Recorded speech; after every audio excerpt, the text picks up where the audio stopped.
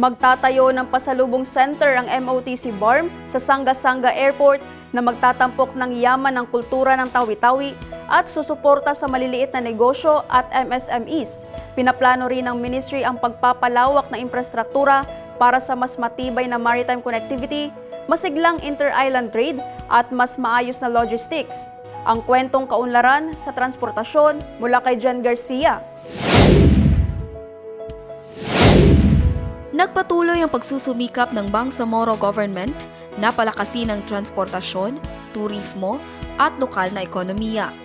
Tinungo ni MOTC Minister Termizi Masahud ang Tawi-Tawi upang pagtibayin ang ugnayan sa lokal na pamahalaan at suportahan ang mga proyektong makikinabang ang mga mamamayan. Noong Agosto 15, bumisita si Minister Termizi Masahud kay Mayor Jasper Q ng Bonggao. Sa pulong, ipinahayag ng alkalde ang kanyang buong suporta sa mga programa ng MOTC na nakatuon sa mas maraming oportunidad pang-ekonomiya para sa mga taga-Bonggao at buong Tawi-Tawi.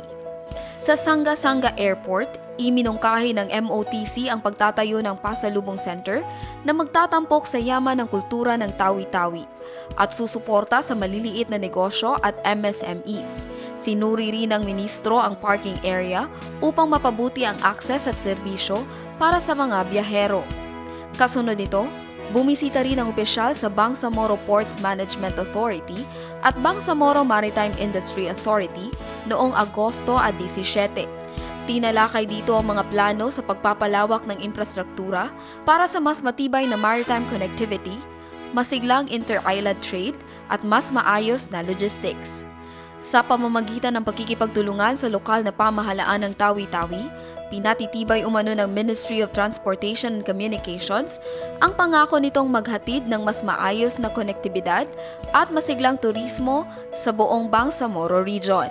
Jen Garcia, iMinds, Philippines.